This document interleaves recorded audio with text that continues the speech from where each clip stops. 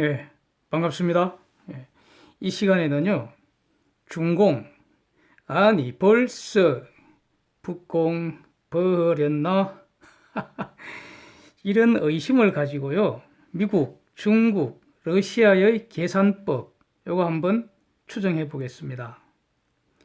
중공이 북공의 밀수를 3월부터 철저하게 단속하고 있다고 합니다.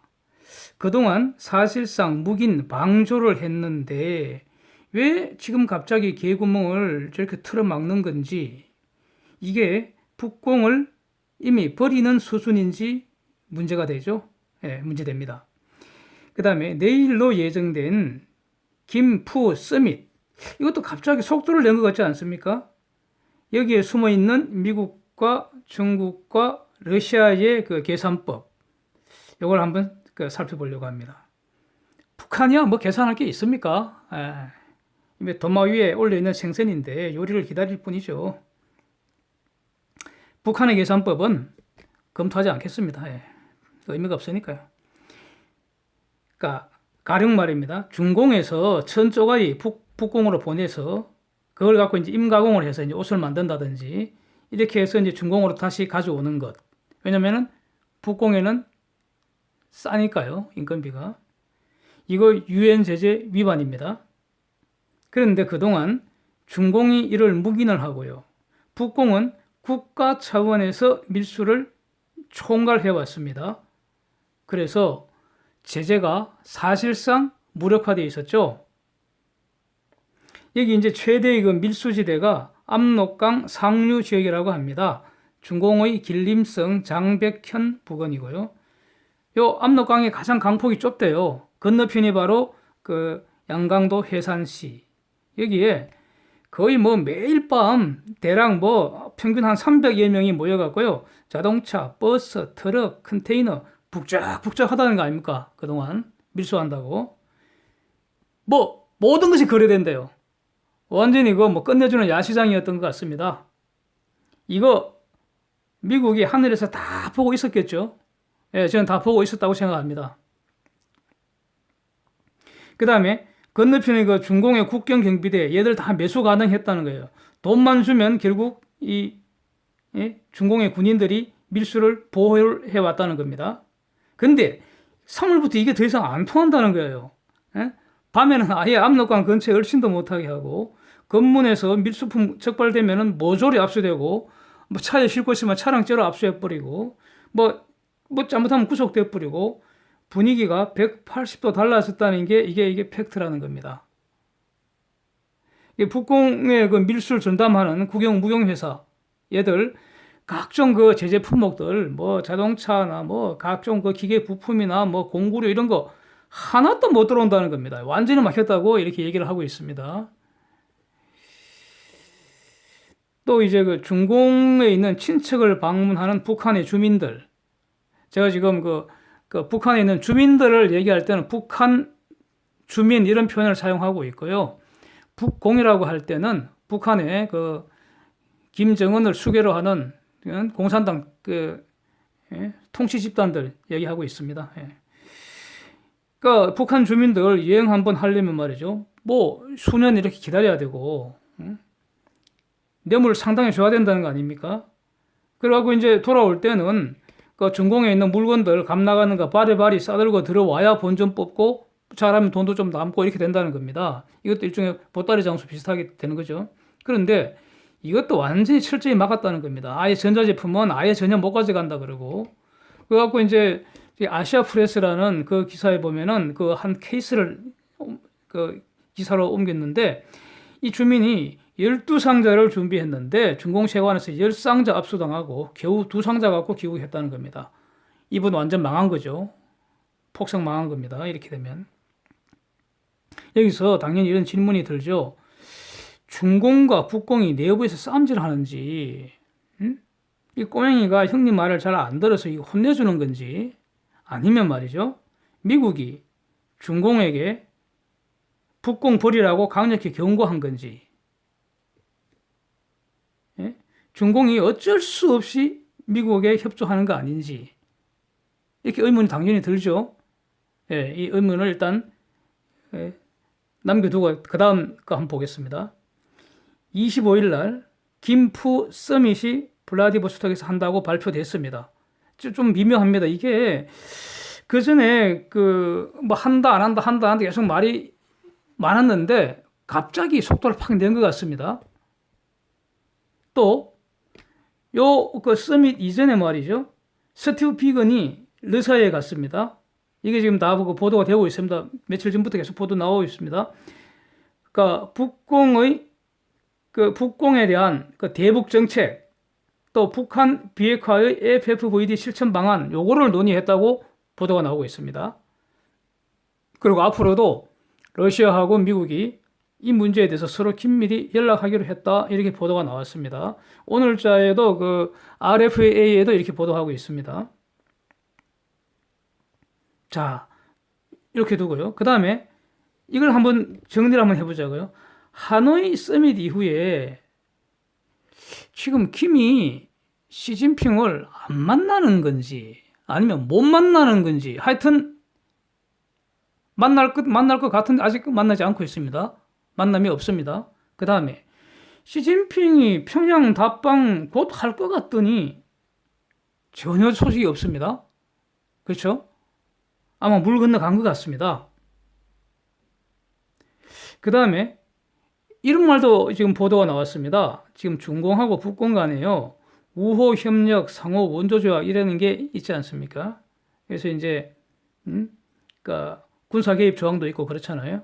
근데 여기에 대해서 이거 폐기하자 또는 군사 개입 조항을 삭제하자는 이런 수정론이 심심치 않게 나오고 있는 것 같습니다. 그래갖고 이 뭐 그러니까 항상 이런 거 나올 때는 그 중공에도 그 이제 교수들이 있으니까 저기 뭐 전문가라는 교수들이 있으니까 이 사람들 입을 빌려서 이제 바람을 먼저 잡잖아요. 이 중에 한 사람이 이 조약은 실질적인 것이 아니라 상징적인 것이다, 요지를 하고 있습니다. 이 완전히 이건 뭡니까? 아가리 파이팅 하는 거 아닙니까? 말장난이죠. 조약이라는 게 뭡니까? 국가 간 문서에 의한 합의인데 체결 당시에는 다 실질적인 것이지 상징적인 그런 조약이 어디 있습니까? 지금 이런 말을 한다는 거는, 말장난 살살 한다는 건 뭡니까? 약속 안 지키겠다고 지금 미리 떠벌리는 거 아닙니까? 예, 저는 그렇게 보입니다. 예. 뭔가 지금 일이 일어나고 있는 것 같습니다. 자, 이제 이 러시아하고 북공 간의 서밋, 김프 서밋 가지고 한번 봅시다. 북공이 지금 러시아한테 기대는 게 뭐겠습니까? 식량이 있고요, 에너지가 있고요.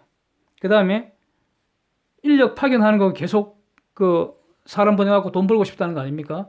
근데 지금 러시아에 있는 그 파견 인력이 올 연말까지 모조리 다 돌아와야 되거든요. 그게 유엔 제재의 내용이니까.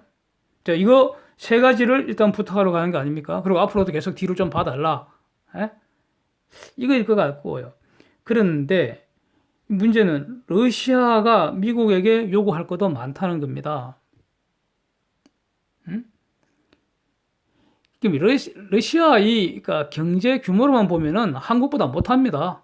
예. GDP나 한국보다 약간 더 낫겠지만 지금 기름값이 올라서 나은 거죠. 기름값 내려가면 한국보다 못하고 그렇습니다. 기름값에 따라서 한국과 좀 많거나 적거나 뭐 그렇습니다. 러시아 GDP가. 그러니까 핵무기 뭐 이런 무기 빼고 나면은 오히려 그 어떤 그 저력은 한국이 훨씬 낫습니다. 얘들 팔아먹을 게 기름밖에 돼 있습니까? 기름하고 가스밖에 돼 있습니까? 그리고 지금 그 러시아는 미국 제재 받고 있는 중입니다. 러시아도.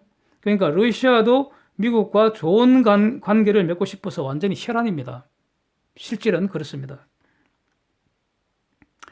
만약 유가가 55불 이하로 내려가면 러시아 아주 괴롭습니다. 40불 이하에서 1년만 유지시키면 완전히 곡소리 나올 겁니다. 쟤들. 그럴 겁니다. 근데 미국 마음 먹으면 러시아 죽이는 거 간단합니다. 그러니까 러시아, 미국 눈치 안 볼 수가 없습니다. 이거. 그 다음에 그래서 러시아도 북공 버리고 미국과 거래할 동기는 충분하다고 저는 생각합니다. 과연 스티브 비건이 모스크바에서 무슨 딜을 주고받았는지 이거 굉장히 궁금합니다.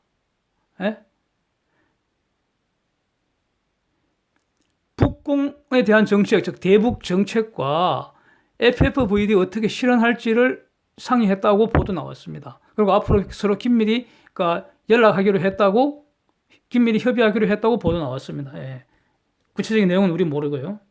자, 뉴욕타임즈 4월 18일자 기사가 아주 흥미롭습니다. 여기서는요, 지금 그 미국 제재가 2016년부터 점점 더 타이트하게 지금 진행이 되어 왔지 않습니까? 그래서 2017년, 2018년까지 이렇게 좀 버텼는데 이번에 이게 풀릴 거라고 다들 기대를 한 모양이에요. 이제 꼬맹이도 그렇고. 근데 이 미국 제재가 북공의 핵심 지지층, 즉 당과 군부, 경찰의 엘리트 그룹에 직격탄을 날렸다고 이렇게 분석을 하고 있습니다. 이 사람들이 대략 그 북한 전체 인구 한 20에서 30%, 500만에서 한 750만 명 정도, 이 상당히 많은 숫자인데 한마디로 이 사람들은 배급 인생입니다. 배급 인생. 지금까지는 특권층이었죠. 주로 평양에 살고요. 근데 얘들이 완전히 그냥 가장 심대한 타격을 받아갖고 거의 막 정신이 혼미해질 정도로 타격을 받은 모양입니다. 그러니까 북공 그 수출품은 석탄, 철광석, 해산물, 의류 임가공품, 해외 노동자 이거죠, 이거. 이걸로 이제 달러 벌어갖고 핵 불꽃놀이 하면서 이제 잘 먹고 잘 즐겼는데 이게 못하게 됐다는 겁니다. 더 이상. 아주 뼈아픈 제재입니다. 일반 국민들은 이미 그 고난의 행군 시기 지나면서 장마당에서 살 길을 스스로 구축하고 있다는 겁니다. 그래서 제재의 아픔을 상대적으로 덜 느낀다는 겁니다. 일반 국민들, 일반 그 북한 주민들은요. 그래서 이게 보도 보면 참 재미있는 게요. 장마당에서 채소 파는 아줌마 일당 하루 수입이 이런 중간 간부들 월급 정도 된다는 겁니다. 그러니까 중간 간부들이 그걸로 이제 살 수가 없잖아요. 수지를 맞추는 방법이, 적자 안 내고 수지를 맞추는 방법이 일단 뇌물 받고요. 필요하면 강탈도 하고요. 중요한 게 이 수출할 때, 이런 수출이 잘 될 때, 철광석 이런 거 수출할 때, 석탄 수출할 때 수출 금액을 중간에서 삥땅을 해먹는다는 겁니다. 그 다음에 각종 장매당 허가 같은 거 내줄 때 수수료 일종의 뇌물이죠. 이게 이제, 이걸로 살아왔는데 수출 안 되고 다 해버리니까 수출금액 삥땅 못하고 할 수 없이 남는 것은 강탈이 늘어날 수밖에 없다는 겁니다. 그렇다면은 이게 점점 더 심해지면 어떻게 되겠습니까? 갈등이 쌓이고 소규모 충돌이 점점 늘어나지 않겠습니까? 이게 지난번 결국 북공이 핵을 포기하는 수순으로 가는 거 아니냐라는 그 영상에서 분석한 그 농구였습니다. 자, 농구 중에 하나였습니다. 여기서 김은 장마당에 대한 강탈을 시도할 수밖에 없습니다. 왜냐하면 돈 가진 곳이 거기니까. 돈 주더라고요. 그러니까 지금까지 이런 그 핵심 충성 세력들, 얘들이 지금 배고프기 시작했다는 겁니다. 김 입장에서는 얘들이 제일 무섭지 않을까라는 게 뉴욕타임스의 분석인 것 같습니다. 제재로 돈줄이 말라간다는 것, 충성계급들에게 줄 것이 없다는 것, 결국은 돈 주는 자에게 충성하기 마련이잖아요.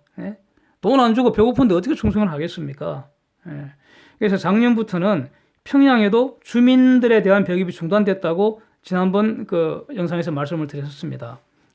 중간층의 몰락이 급속히 진행되는 거 아니냐. 그래서 도대체 이 사람들 불만을 어떻게 무마할 것인가. 그래서 여기서 저는 이제 주목할 점이 이렇게 정리가 되는 것 같습니다.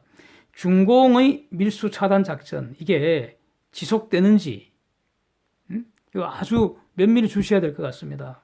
그 다음에 김, 푸, 내일 서밋에서 합의 내용이 어떻게 발표되는지, 발표에서 별 것이 없다면 결국 푸틴도 북공을 버린다는 거 확인하는 게 아닐까 하는 생각이 일단 가져봅니다. 물론 이제 내일 이후에 다 드러나겠지만, 반드시 그 푸틴이 북공을 싸고 돈다고 돌 필요는 없을 것 같습니다. 물론 그럴 수도 있습니다.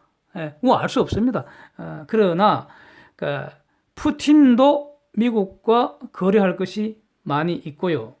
중공도 버리려는 북공을 푸틴이 어떻게 키우겠습니까? 예.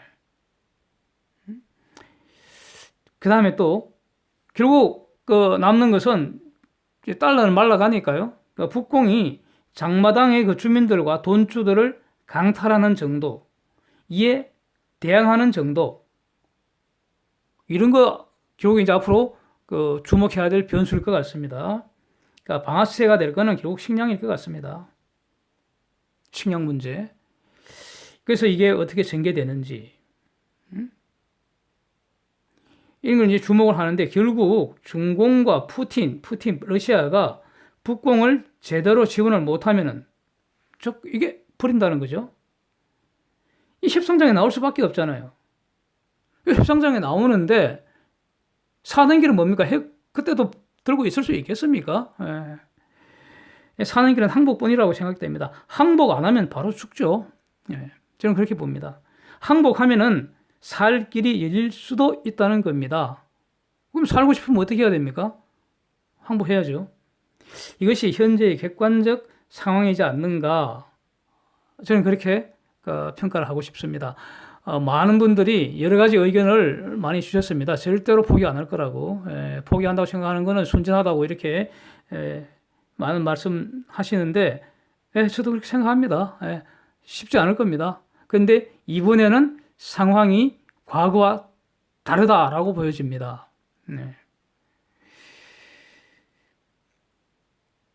우리는 북한 비핵화의 핵심 당사자이죠. 그렇죠? 절대로 중재자 아닙니다. 우리가 왜 중재자입니까? 되지도 않은 중재자질, 운전자질, 헛질하고 말이에요. 경제, 외교, 모조리 다 말아쳐먹었습니다.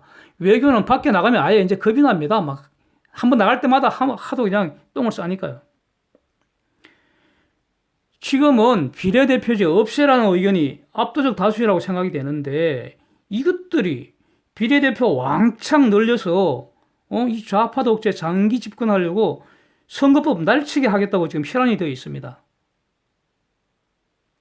이거 막고 말이죠.